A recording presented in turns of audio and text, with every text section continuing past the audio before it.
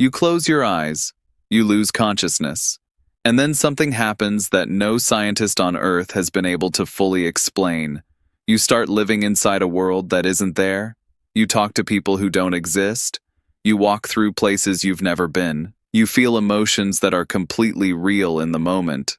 And then you wake up and most of it is already gone, slipping out of reach the harder you try to hold it. Dreams are one of the oldest mysteries in human experience. Every culture in history has had theories about them. And somehow, after decades of neuroscience and sleep research and brain scanning technology that can watch your neurons fire in real time, we still don't have definitive answers to the most basic questions. Why do we dream at all? What are they actually for? Why do some feel more real than life itself? What you're about to hear isn't a list of fun facts. It's a look at the specific things your sleeping brain does that genuinely have no complete scientific explanation yet.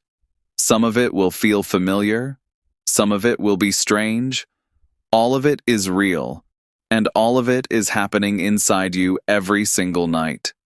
There's a moment that happens right at the edge of sleep. You're not quite under yet.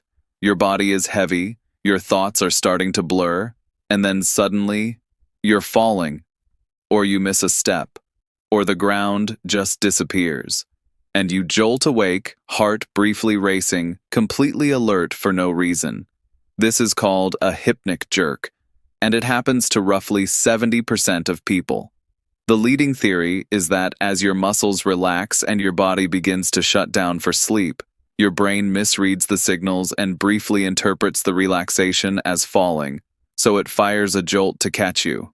But here's what researchers still can't agree on. Why does a brain that's intelligent enough to construct entire dream worlds, hold conversations, and process complex emotions, why does that brain keep making the same basic misread every night across billions of people for the entirety of human history? The mechanism is known. The reason we never evolved out of it isn't. Drop a comment below. Have you ever had a hypnic jerk so strong it woke you up completely? Because some people get them once a night, and some people get them in clusters, and nobody fully knows why the difference exists. Then there's the question of why certain dreams feel more real than waking life. Not all dreams do.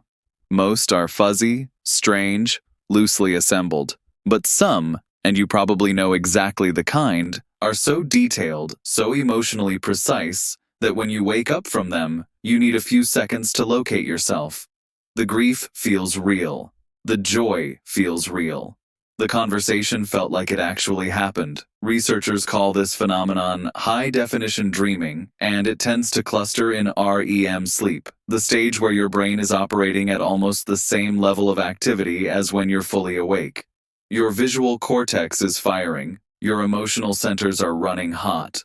The only thing that's significantly quieted down is the part of your brain responsible for logic and self-awareness, which might explain why nothing seems strange while it's happening. You're inside a house you've never seen before with a person who died years ago, having a conversation that makes no sense, and not one part of you questions it. What scientists still cannot fully explain is why the emotional memory of certain dreams persists even when the content fades. You wake up and you can't remember what the dream was, but the feeling it left behind stays with you all day. Your brain processed something. It felt significant. You just don't have access to what it was. There's a specific kind of dream that researchers find particularly difficult to explain, and it's one of the most commonly reported experiences across cultures. The recurring dream, not just similar themes. The exact same dream, sometimes down to specific details, repeating over months or years or even decades. A house that keeps appearing. A chase that never ends. An exam you're not prepared for in a subject you haven't studied since school. The dominant theory is that recurring dreams are connected to unresolved stress, that your brain returns to the same territory because something hasn't been processed yet. And there's decent evidence for that. When people resolve major sources of anxiety in their lives, recurring dreams often stop.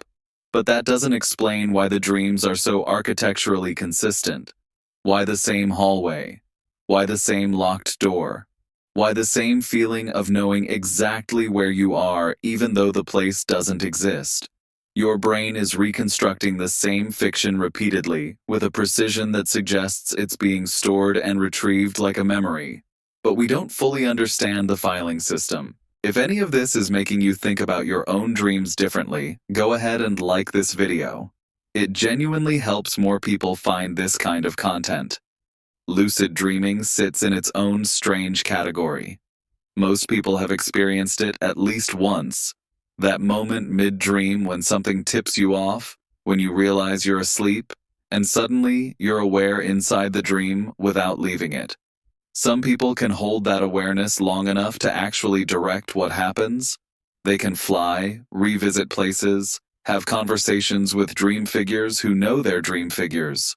What neuroscience has confirmed is that during lucid dreaming, the prefrontal cortex, the part that handles self-awareness and decision-making, becomes significantly more active than in regular dreaming.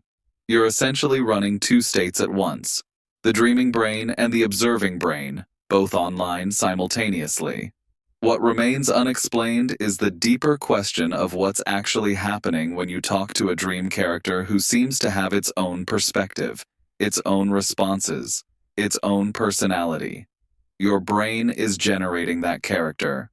But experienced lucid dreamers report conversations that feel genuinely surprising, responses they didn't anticipate, information that didn't seem to come from anywhere they consciously knew. Where is that coming from? What part of the sleeping mind is constructing an entity that feels autonomous from the dreamer observing it? That question doesn't have a clean answer yet. And then there are the dreams that seem to know things they shouldn't. This is where the science gets careful, because the territory is uncomfortable for researchers. But the data exists, and ignoring it doesn't make it go away. Studies on precognitive dreaming, dreams that appear to predict or reflect events before they happen, have been documented across cultures for the entirety of recorded history. The rational explanation is probability combined with selective memory. You dream thousands of dreams. Occasionally one matches something that happens later. You remember that one and forget the thousands that didn't. Your brain finds patterns because that's what brains do. That explanation covers a lot of cases. But researchers who've studied this seriously, including at sleep labs at major universities, have found a small percentage of documented cases that don't fit neatly inside it. Dreams with specific, verifiable details. Dreams that weren't just thematically similar but precisely accurate about things the dreamer had no logical access to. The scientific community doesn't have consensus on what to do with those cases. They don't fit the current model. So they sit in the literature, unresolved, waiting for a framework that doesn't exist yet. Have you ever had a dream that seemed to predict something, even something small? Drop it in the comments. Not because it proves anything, but because the pattern of those stories across millions of people is actually data, and it's more interesting than most people realize.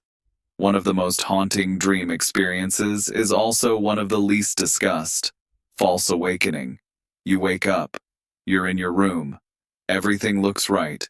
You start your morning. And then something tips you off. A detail that's wrong. A light that doesn't make sense. A clock that reads something impossible. And you realize you never actually woke up. You're still in the dream. Some people experience this in layers. They wake up, realize it's a dream, wake up again, and that's a dream too. Researchers have documented cases of people experiencing 5 or 6 nested false awakenings before actually regaining consciousness. The brain during these episodes appears to be partially activating the systems associated with waking while remaining in REM sleep, a kind of misfiring of the wake signal. But why some brains do this frequently and others never experience it once is not understood. And why the dream constructs such a convincing replica of your actual physical environment, specific enough to fool you repeatedly, remains one of the genuinely open questions in sleep science. Here's what sits underneath all of this. Every single night, your brain does something that our most advanced technology cannot replicate, cannot fully scan, and cannot completely explain. It builds a world, It populates it. It makes you feel things inside it, and it does this while your body is lying completely still in the dark. The closest thing to a scientific consensus is that dreaming is probably doing something important for memory consolidation and emotional processing, but probably is not an answer. And it doesn't touch the strange edges, the dreams that know too much, the characters that feel autonomous, the worlds that feel more real than this one. If you find yourself thinking about this the next time you drift off tonight, that's exactly the right response. Because the most honest thing science can say about dreams right now is this: we're paying attention, we're getting closer, and we still don't really know. If that's the kind of thinking this channel makes you do, subscribing takes 2 seconds and it means you won't miss what's coming next. Because the next few topics are going to go even deeper into the things your brain does that nobody has fully figured out yet. The mystery doesn't stop here, it just gets stranger.